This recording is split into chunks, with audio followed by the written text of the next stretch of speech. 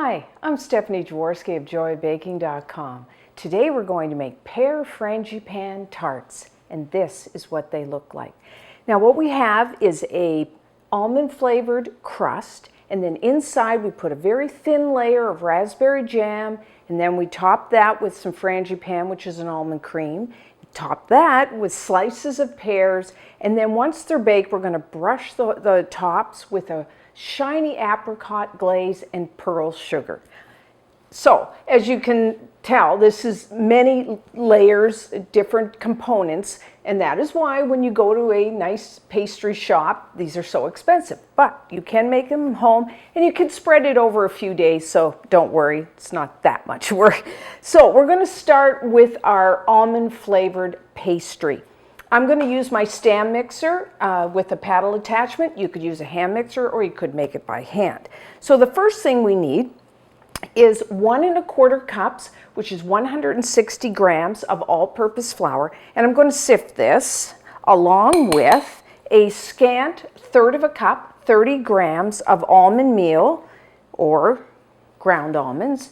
Almond meal you can, or almond flour, you can buy a lot of grocery stores in the health food section, or health food stores. You could buy it, or online, or like I said, you just take an equal amount of almonds and just process them in your food processor until finely ground.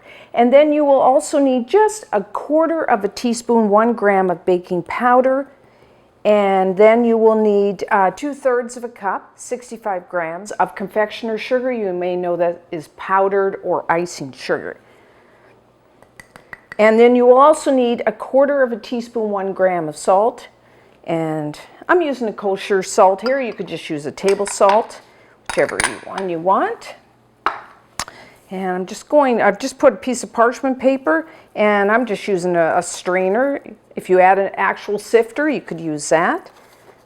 The interesting part about this pastry, it's not like like a fruit pie or something where the pastry is quite flaky. This is a really tender dough that kind of like tastes like a cookie. Really is nice in this tart.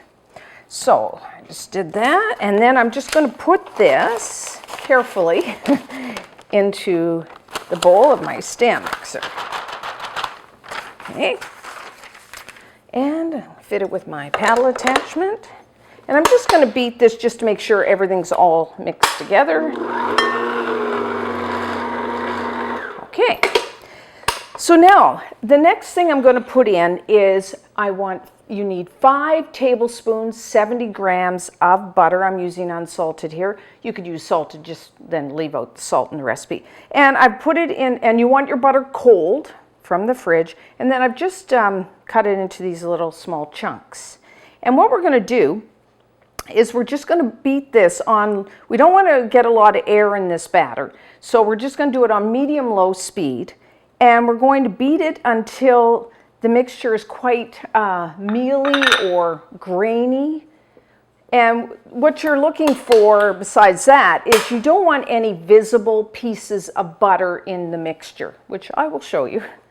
This will take a few minutes.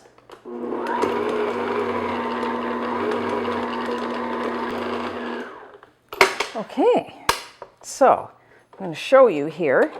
This is important how you want it. See, it's kind of, when I feel it, it's grainy. And there's no visible signs of butter, which is what you want. So that's what you're looking for. That can take, like I found, about 2-3 minutes. So we can't rush the process here. So now, you will need 3 large egg yolks. Have your egg yolks cold, which is 52 grams. And then I'm going to flavor the pastry with half of the seeds from half of vanilla bean. You don't have to add the vanilla. Just almond, vanilla, kind of nice combo. So this is a vanilla bean. I'm only using half. And you want to make sure they're nice and soft and pliable when you buy vanilla beans. Those ones that are all shriveled hard, don't buy them. Just don't use, if that's all you can find, then don't use it. You could use like a 1/2 teaspoon of pure vanilla extract, or like I said, just leave it out. And then just flatten it out, and then take your knife, and we're going to just slice it open. And then kind of open it up because the seeds are inside. And then just take the back of your knife and just scrape out the seeds. So, and don't throw this out. Let it dry and then put it in your sugar, your bowl of sugar, and then you'll have vanilla scented sugar, which is great for your baking. So, there we go. Add that. We get all those nice seeds. And then we're going to put that in there. As you can see, this is not a very difficult dough to make. And now we're just going to put it on low speed. Again, we don't want to beat any air in this, just until it starts to form a ball.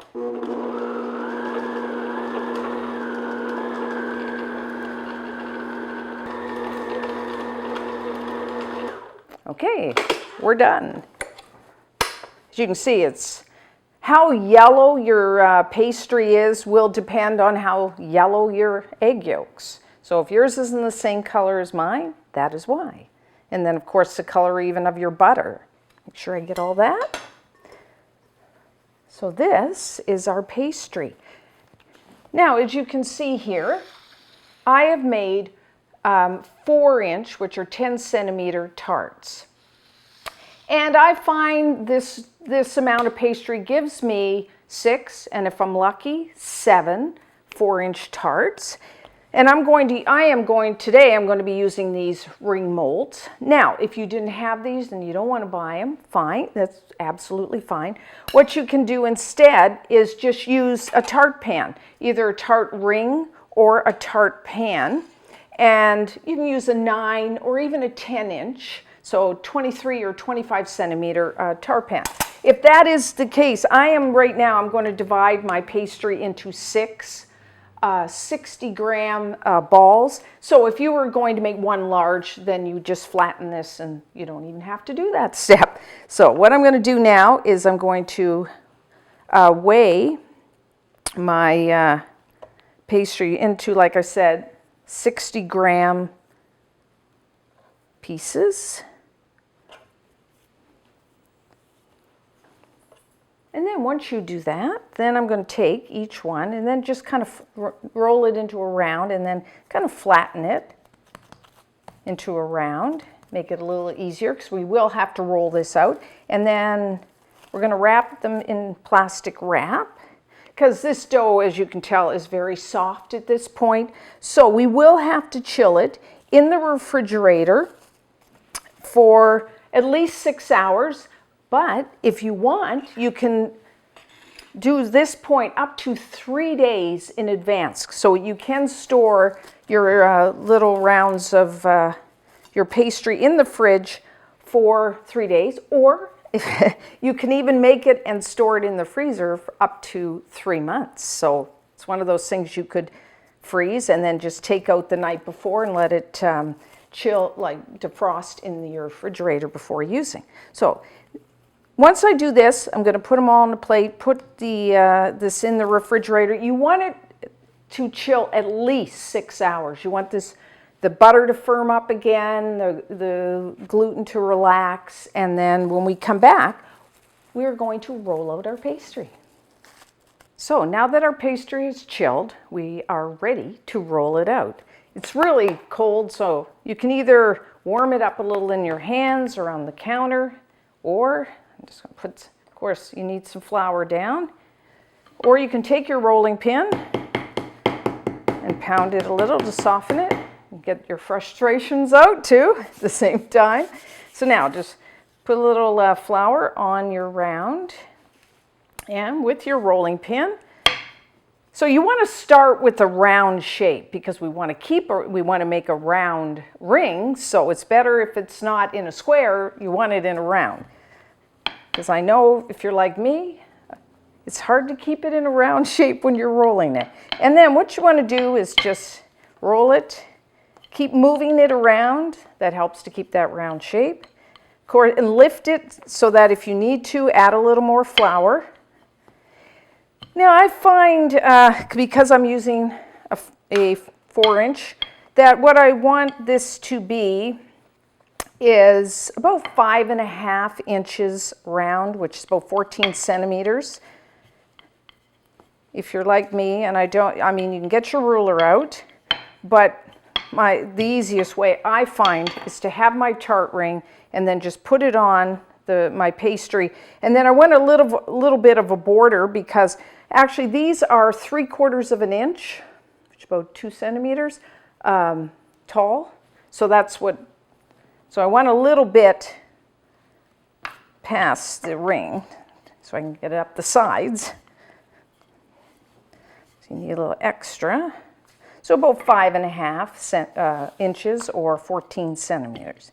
Like I said, and roll, kind of what I do, because you want an even thickness. When you're rolling, just kind of periodically take your hand and just roll it, like rub it over the top, because then you can tell if there's places that are thicker. So that's almost, I got a little ring all the way around. So you can see this dough is very easy to work with. So I'm happy with that. So I'm just going to pick that up. And I have a parchment lined baking sheet. You could just put a piece of plastic wrap if you don't have parchment paper, and then just put that on there. And because this is, again, a little soft, I'm going to roll all mine out, put them onto my baking sheet, cover it with some plastic wrap, and put it back into the refrigerator. We want to chill that up a little more, so it makes it easier for us to put it in our tart rings. So maybe half an hour. Let these chill, and when we come back, I will show you how to line your tart rings. Okay, so now we will line our tart pans, or tart ring. So you put your tart ring. So I have a baking sheet lined with parchment. Now you want your pastry to be a little chilled, but still pliable. Don't worry if it rips. You can just patch it up. So you have your ring. Kind of try to center the pastry, and then never pull your pastry. We want to gently kind of push it down into our tart ring. If you had a tart pan with the bottom, which is absolutely fine, you do it the same way. And then what you want to do is you have this, kind of push the edges down. And that will help. You know, if you ever, I mean, we all had it happen, where you go to bake your tart and all of a sudden the sides just kind of shrink. That's from pulling your pastry. So what we're doing is we're kind of pushing it down. Pushing it, go around and down. Now, if it rips, then just, kind of push it together. It's like a cookie dough, so it's very, soft and tender. And who's going to know? Because we're putting the filling in there. No one's going to know but you. And you don't have to tell. So just go around, like I said. Because if you notice, when I started, I had quite a bit of extra pastry, and now I don't have that much. And then what you want to do, especially when you're using a tart ring or even a tart, you want to make sure that the edges are really, because we want to get a nice, when we lift this tart ring off, we want to get a nice edge. So kind of gently go around and press in.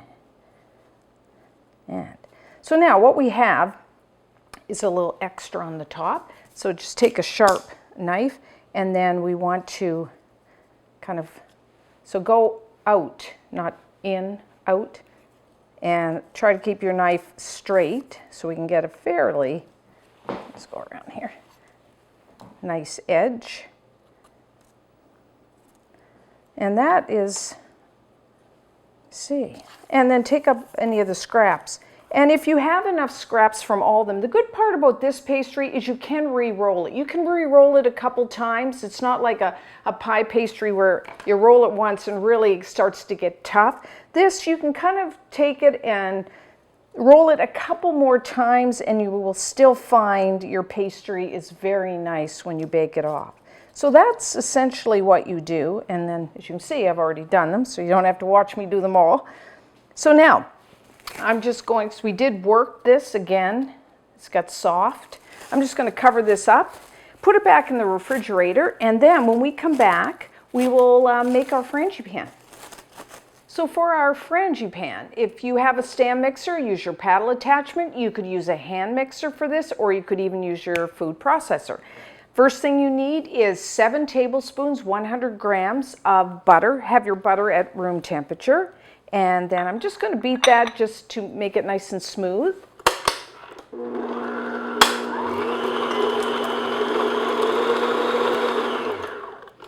Okay. And next you will need to add half a cup, 100 grams of granulated white sugar. And then I'm going to beat these two ingredients together until they're nice and mixed together. And I want to get a little air into this mixture, so beat it on like medium-high speed.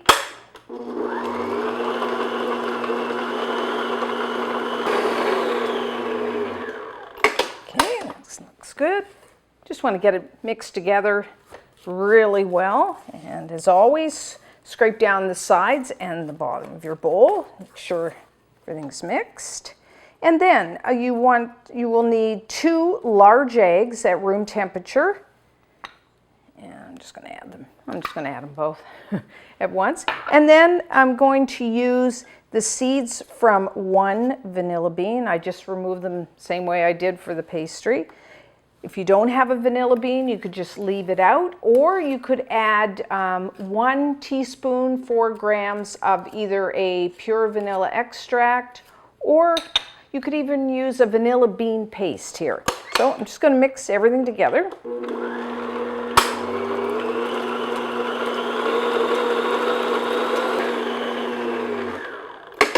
Okay, so it's all mixed.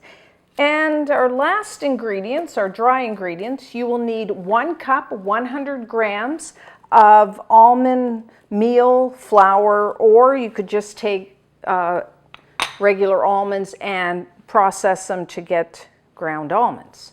So whatever you have. Let's put that in there, along with 2 tablespoons, 25 grams of all-purpose flour. You may know that as plain flour. And then I'm adding just 1/4 teaspoon, 1 gram of salt. And I'm just going to mix all that together.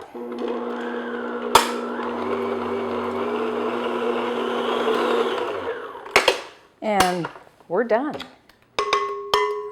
So, let's put that aside. I'm just going to take my spatula. There's a little bit of flour on the sides. Just want to make sure that's all mixed in. So I'm just going to put that in a bowl. Because what we're doing, I'm getting everything ready here to assemble our tarts. So I have now my frangipane. This is another thing that you could make a few days in advance and then just keep it in the refrigerator and then bring it to room temperature. So you will also need, as I said at the beginning, we have a little bit of raspberry jam on the bottom of our tart. So I just put it in a plastic pastry bag. You could just use like a little freezer bag. You will need about 1/3 cup, which is 80 milliliters, 80 grams of I like to use a seedless raspberry jam. You could use a store-bought one, or what I've done here, if you go to joybaking.com website, there is a recipe for a homemade raspberry jam, but you want it seedless. So that, and then we are making pear frangipane tarts. And I am actually, make it easy here, I am actually using just canned pears. And they actually come in half, so I don't even have to cut them in half. You can buy the ones that are in either just a pear juice or a heavy syrup, whichever one you can find that's in your store. And then what I've done is just put it on some paper towel, because they are quite juicy, get rid of some of that juice. You could, if you wanted to, you had some pears, fresh pears, you could poach them in a little sugar syrup or wine or whatever you want to do until they're nice and soft. You don't have to use pears. You could use peaches, you could use apples, you could use berries, you know. So you take this recipe and then you can have fun with it. So that's done. So what I'm just going to do is go and get my tarts from the refrigerator, and we will assemble them. So we are ready to assemble our tarts. So first we want to prick the bottom of our shells or tart shells. So just take the tines of a fork. That way it prevents the pastry from puffing up while it bakes. So do that. I've already done the other ones. And then we take our jam, and I'll just cut off the end there. You just want a bit of a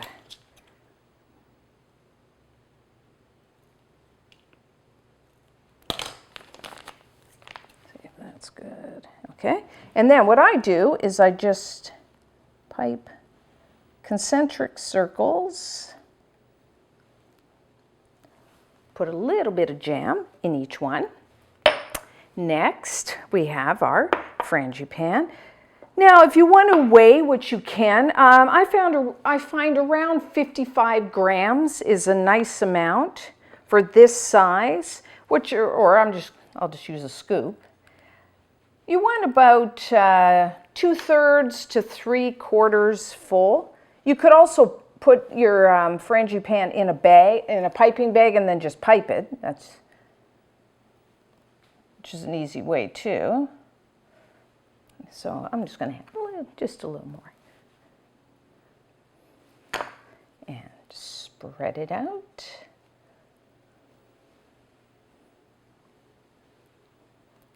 So that's that. And then lastly, we have our pears.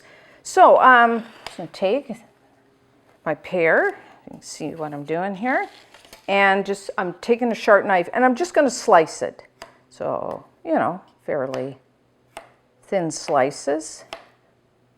That way it'll bake, the moisture will come off. If you have one big blob of pear, it wouldn't bake as nice. And then what I do is I'm just kind of pressing down to see, to fan it out. And then, if I can get this, I'm just going to get this, put that right on top like that. And that's what you're going to do for each one. I like that because you get the slices, the individual slice. It looks kind of cool when they bake. So do all that for all of them and then cover with plastic wrap. Put them back into the refrigerator just to chill a little bit while you preheat your oven to 350 degrees Fahrenheit, which is 180 degrees Celsius. And when we come back, we will bake these off. The baking time for the tarts will be about 30 to 35 minutes. What you're looking for is the tart shell to be a golden brown, and then what happens is the frangipane will kind of puff up, and you also want that to be a golden brown. And about halfway through the baking, I would rotate your pan front to back for even baking. So about 30 to 35 minutes.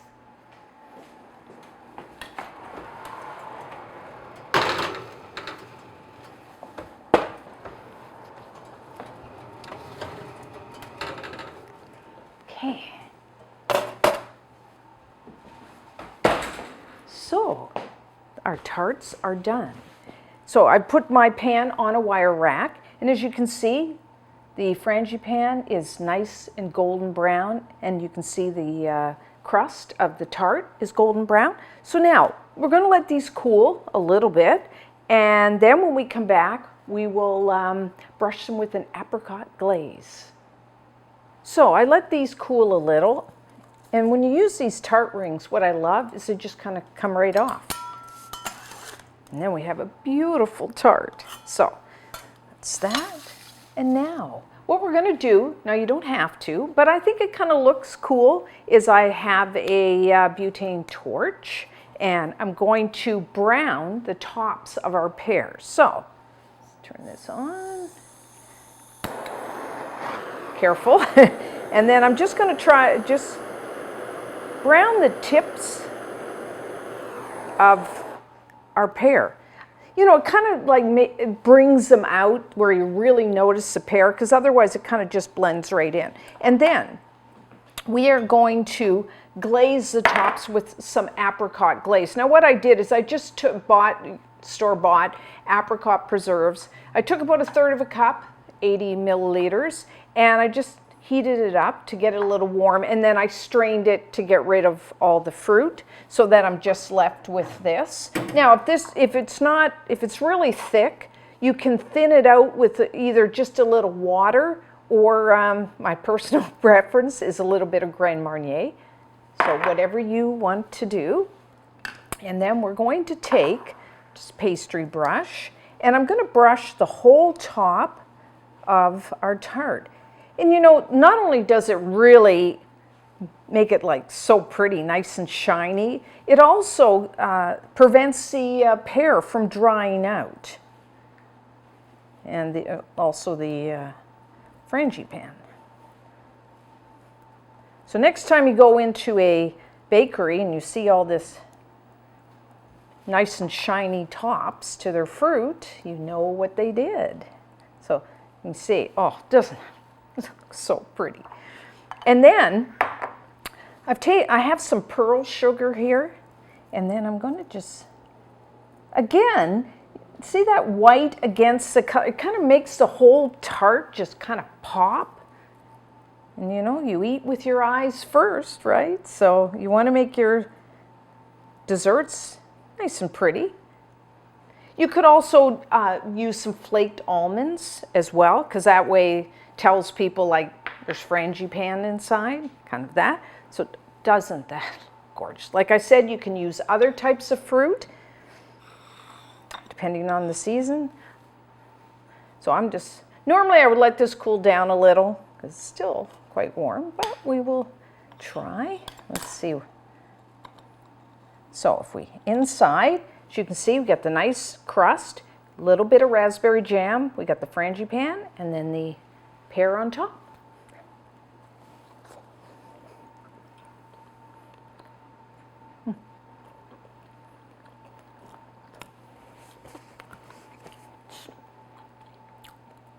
So flavorful. You know why when you make this and taste it, why when you go into a bakery, they're quite expensive. A lot of work, but oh, the flavor is excellent. So try these, and until next time, I'm Stephanie Jaworski of joybaking.com.